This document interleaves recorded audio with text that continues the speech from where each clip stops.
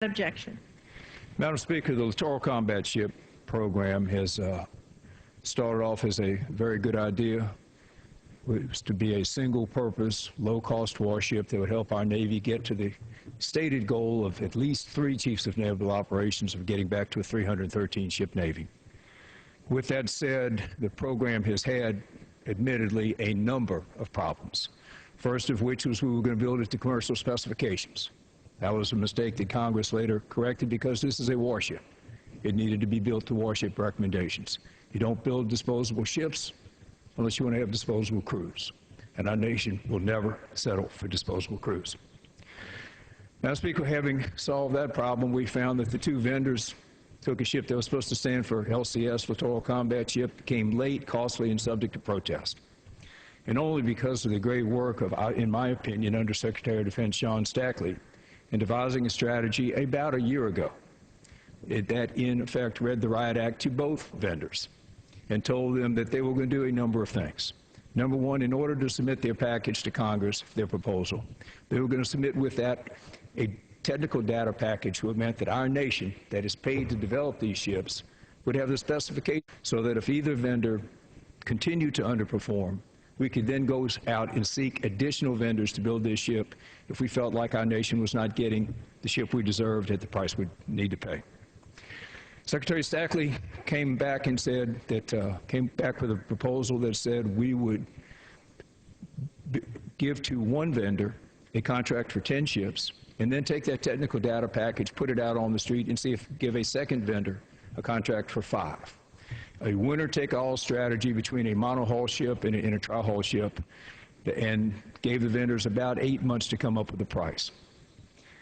Madam Speaker, for one of the few pleasant surprises of this Congress, both vendors came back with remarkably good prices when given that all-or-nothing proposal. And I want to compliment, give credit where it's due to Secretary Stackley. I also want to give credit to where it's due to the Sea Power Subcommittee, the gentleman from Missouri, Mr. Aiken, the other gentleman from Missouri, Chairman Skelton, for allowing us to work with Secretary Stackley to get this program back under control. Having said that, Madam Speaker, Secretary Stackley, once he looked at those prices, and I deeply regret the gentleman from Arizona is exactly right over in the other body when he said yesterday, what's the price? The public needs to know. Unfortunately, under the rules of our nation, we are not allowed to divulge them just yet. Part of that reason is the fear that both vendors will drop their bids and come back later at higher prices. So one of the limitations we're going to be working under today is the inability to give the exact price to Congress, but to tell you that this ship that started out to be about a $220 million ship that grew to be a $720 million ship, we have now got the price a heck of a lot closer to the first number than the last number, which is where we needed to go all along. Secretary Stackley is now asking, since both prices came back and since there's a working ship of each variety out in the fleet right now that are performing well, he has asked for permission to buy both ships at the low price that the contractors have agreed to build them on. Having given that some thought, I think he's right.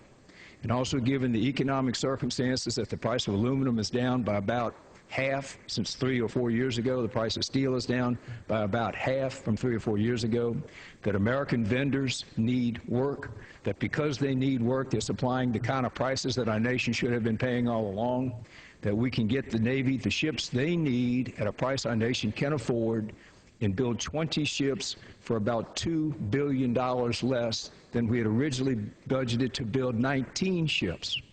For all of these reasons, Madam Speaker, I rise in support of this program. I want to thank the gentleman from Missouri, Mr. Aiken, for being a co-sponsor to this measure. And with that, I'll recognize my friend and colleague from Missouri, the future chairman of the Sea Power Subcommittee, Mr. Aiken, for what time he may consume. Gentleman from Missouri. Thank you, Madam Chair. And reserving my time, I would like to yield 2 minutes to Congressman Whitman to speak on the gentleman from Mississippi's amendment or his bill. Thank you. Gentleman's recognized for 2 minutes. Thank you, Madam Speaker. I want to rise today in support of H.R. 6494, a bill that would authorize procurement for the Littoral Combat Ship. And I'd like to start by thanking Chairman Taylor, who has been extraordinarily diligent in this effort, making sure that our nation gets the best deal on LCS, knowing that there have been some hiccups in the past, and he stood up and made sure that this process was going to happen properly, that it was going to be the best value for our Navy and the best value to the United States. So I applaud the chairman for his leadership there, and also to Ranking Member Aiken, who alongside the chairman made sure also that this process was going to happen properly and that the proper decisions were going to be made and that we were going to make the best decision on behalf of our Navy. And as we all know, this legislation would amend the FY 2010 National Defense Authorization Act to authorize the procurement of 20 littoral combat ships, which are absolutely needed these days in our Navy. And the bill would also allow the Navy to enter into one or more contracts and allow the Navy to conduct a competition for an additional shipyard for ship construction to be built to a design specification for that ship. So that technical data package will belong to the United States. So if something doesn't go right with this two-ship acquisition, we have the opportunity to fix that and get it back on track. And absent an NDAA, it's imperative to ensure that our Navy shipbuilding program remains on the right track, and by procuring 20, it gives our Navy the flexibility to increase its mission capability and to project power throughout the littoral waterways around the globe. And we need to do everything we can to get federal spending under control, and this bill does that. This bill, as Chairman Taylor says, cuts to the heart of reducing spending, gets us actually the same number, if not a little bit more, for $2 billion less. It's a good deal for this nation. The thing we have to keep in mind is in the future is looking at the operation and maintenance cost of two platforms, making sure that we're holding the Navy firm to controlling costs there, both the training cost of multiple crews and the operation and maintenance cost. We have been assured by Secretary Steckley that that will happen. So I urge my colleagues to support this bill, and I yield back the balance of my time. Gentleman from Mississippi. Madam Speaker, I'd like to yield 2 minutes to my friend and colleague, the gentleman from Connecticut, Mr. Courtney. Gentleman's recognized. Thank you, Madam Speaker. I rise in support of this legislation, which I think strikes the right balance in terms of the need for our Navy to build up its littoral combat ship program, but also addressing, I think, a lot of the problems which this program, which has been very troubled over the last few years in terms of trying to get the cost per ship down. I'd just like to say, though, on a personal note, that the work that Chairman Taylor has done on this program, going back to 2007 with a series of hearings, looking at, again, the alarming increases in cost growth, has been an extraordinary contribution, not just to this Congress, but to our country. There has been no one who has been more diligent in terms of trying to look out for the American taxpayer. There is no one who, in my opinion, has been more knowledgeable about every aspect of these vessels than the gentleman from Mississippi, whose departure in a few days, I think, is going to be sorely missed by this country in terms of the amazing work that he's done as chairman of the Sea Power Subcommittee. All across the spectrum in terms of ships, he has been there trying to, again, advance this country to get to the goal of a 314-ship Navy, which has been a struggle, protecting the industrial base from New England all the way to San Diego, and again, all the time while being open and accessible to all members across both party lines in terms of making sure that, again, we're going to achieve those goals and make sure that our country, which is still a great maritime power, is going to have a Navy that can project our force in a way that, again, is adequate for the challenges of the 21st century. Again, his service to this country has just been extraordinary. It has been a privilege to serve with him over the last 4 years. Passing this legislation, I think, will be, again, another capstone to a great career in Congress. And again, I want to thank him for his service and yield back the balance of my time. Gentleman from Missouri. Thank you, Madam Speaker. I would like to yield now 2 minutes to the gentleman who has been the ranking member on this committee a number of times, the distinguished Congressman Bartlett. Gentleman's 2 minutes. recognized. Gentleman's recognized for 2 minutes. Thank you very much. I've been involved with the LCS program from its very inception, and when the Navy announced that they were going to do a down select with this competition, I was somewhat dismayed because these are two very different ships. An aluminum trimaran and a more conventional ship optimized for these special missions. And I wasn't sure that we knew enough about the potential of these two ships to make that down select during this competition. So I was very pleased when Sean Stackley called me and said that they were surprised and shocked by the quotes that came in. Competition, you know, really does matter. And when the down select was threatened, each of these competitors came in with a really good price. So I was very pleased when the department decided that they would like to buy 10 of each of these ships. These are multi-mission ships. I'm sure one of these ships will be better for one mission than another. So I'm very pleased that we're taking this route, and I couldn't be more supportive of where we're going now with this. If we're ever going to get to 313-ship Navy, the LCS is going to play a big part of that. This is going to be a huge class of ships. Half of that class is going to be bigger than almost any other class of ships that we have had. So this is a win-win for everybody, and I'm pleased that we're taking this route. Thank you, and I yield back. Gentleman from Mississippi. Madam Chairman, I'm going to reserve unless there are additional speakers. Gentleman from Missouri. Thank you, Madam Speaker. And before I get into my comments, I think there are a couple of people that we as a Congress and even we as a people, as Americans, need to be thankful for. And the first is the dealer, who I've had a chance to work with now a couple of years as the minority leader on the Sea Power Committee. I don't know anybody in our country who is more committed to the Navy or to making sure that we use our money wisely and to the overall security of our country than Chairman Taylor. And so I want to extend my personal thanks for the fact that what you don't see here just for a few minutes discussion on the floor was hours and hours of tours through shipyards, all kinds of details, talking to all kinds of people, and trying to make sure that a program that was a little difficult as it started out got on track, and now is not only on track but represents a significant opportunity for us to invest in the security of our country. And so hats off to Chairman Taylor, and I agree completely that we're going to certainly miss your expertise and your hard work, Mr. Chairman. I do yield.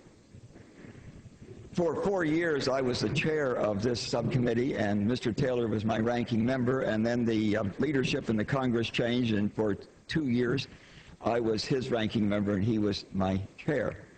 And then, sadly, our term limits on the Republican side of the House, I had to leave that subcommittee, but never left my strong interest in that subcommittee. And I will tell you that there is no person in the Congress who has been more committed or more effective in making sure that we have the right kind of Navy, the right size Navy. When I first came here, I looked up Gene Taylor because we shared some social things, and as a Democrat, he kind of shone out as different than the other Democrats. And we've become the very best of friends since then. He tells people that we're joined at the hip, and indeed we are. Gene, it's been a real pleasure to serve with you, and your departure is a grave loss to this Congress and to our nation. I've been honored to serve with you, sir. Thank you, and I yield back. Thank you for those most appropriate comments, Roscoe. The second gentleman that I think we need to recognize, Secretary or Undersecretary Stackley, has really helped tremendously with his level of detailed knowledge about how you work these contracts. And he got the contracts, as Chairman Taylor mentioned, reorganized to some degree a couple of years ago. And now we have 2 excellent bids before us. Now, one of the things that people know that have been around Congress a little bit is Congress has trouble making decisions rapidly or even wisely sometimes. I don't think that's the case today. Today, Secretary Stackley came to a number of us and said, look, there's 2 different ways we can go the way we were planning to go, which is we down select, buy 10 ships, and then we resubmit bids to a number of different vendors. Said the other alternative, which is very interesting, is that we just go with both contractors and buy the 20 ships right off the bat. And so as we had a chance to ask some questions, though not to the degree that many of us would have felt comfortable with, it became apparent that we could save money for the Navy and we could project more sea power more rapidly by going with both contractors, buy 10 from each side. Now, the ships are different, as has been mentioned this morning. Certainly, an aluminum trimaran is a lot different than a monohull It has its difficulties in anchoring in certain places or docking in certain places because it's so wide. But each have their places overall in the Navy. Now, these ships, to try to put them in perspective, there may be some people who are not immersed in the detail here, are at the jet. We're not allowed to talk about the price that's been bid, but generally speaking, you're looking at, you could buy 5 of these for the cost of 1 nuclear-powered submarine. So what we're talking about is a ship that is inexpensive enough, that and we have enough of them that it allows America to project its sea power to little corners of the world where otherwise we don't have a presence that we need to have. About a year or so ago, there was a lot of talk about pirates, and everybody got their best pirate voice out and talked about the pirates that were seizing commercial shipping. Some of that was allowed because of the fact that we didn't have as many ships as we might like in certain areas. This would be just one example of where these ships might become useful. They would become useful in hunting submarines and for all kinds and varieties of other missions. And so this proposal that's before us is a result of some very good work by his coming to us and saying, look, there's a better way to do this, but Congress, you have to be able to respond and be agile on your feet. Fortunately, there is a uniform agreement across the people that have been working these projects that, in fact, Secretary Stackley is right, and this is what we should do. So hats off to Secretary Stackley and particularly to Chairman Taylor for the good work that's been done. I'm obviously speaking in favor of the proposal before us here, and there was some sense of frustration early on in trying to get the numbers and to get through the details that we had to in order to make a decision here, but I am very comfortable that what we're doing is the right thing. The opportunity before us to pass this piece of legislation allows us to prove that it's wrong once in a while, but Congress can't be agile and make wise decisions. We will look to the Navy and to Secretary Stackley to help to continue to manage these programs, or this program, and make sure that the bids come in as we expect and that the Navy gets a good buy and that we work back to where we should be with enough ships to secure and give Americans the security that we believe is necessary and to provide a safe and peaceful world. And with that, Madam Chair, I would yield back the balance of my time. Gentleman yields back. Gentleman from Mississippi. Madam Speaker, to close the debate. Gentleman's recognized. First, Madam Speaker, let me thank, again, future Chairman Aiken, former Chairman Bartlett. I believe it was CNO Vern Clark who first proposed this program. The idea was to build a ship under the speed of light, an inexpensive ship. That obviously didn't happen. And we learned some very painful mistakes as a Congress, and I hope those of you who remain on the committee will remember those painful mistakes. We can make mistakes doing things too rapidly. We made a lot of mistakes in this program. But the thing I want to most compliment the Armed Services Committee, in particular the Sea Power Committee, for us, when we recognized those mistakes, we admitted them, and we went as far as to threaten to cancel the program if it wasn't corrected. And I think those threats, and again, the phenomenal work of Secretary Stackley, Secretary Mavis, in holding the vendors' feet to the fire, the economic circumstances of our nation where people need work, the fact that the Navy needs the ships, that the frigates that these ships will replace are getting to the end of their useful life. And again, the willingness of all the members on both sides of the aisle to hold these vendors accountable was the key element in turning this program around. So I want to thank, again, future Chairman Aiken, former Chairman Bartlett, Mr. Whitman, Mr. Kagan, Mr. Bonner, Mr. Stupak, Ms. Baldwin, and Mr. Conaway for being co-sponsors of this measure. And with that, Madam Speaker, I close. Gentleman yields back. The question is, will the House suspend the rules and pass H.R. 6494 as amended? Those in favor say aye. Opposed, no. In the opinion of the chair, 2/3 being in the affirmative, the rules are suspended, the bill is passed, and without objection, the motion to reconsider is laid on the table. Thank you. Good job.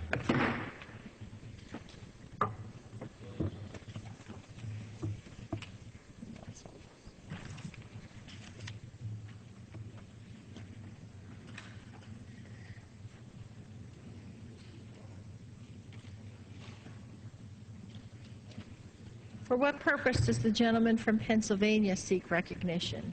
Madam Speaker,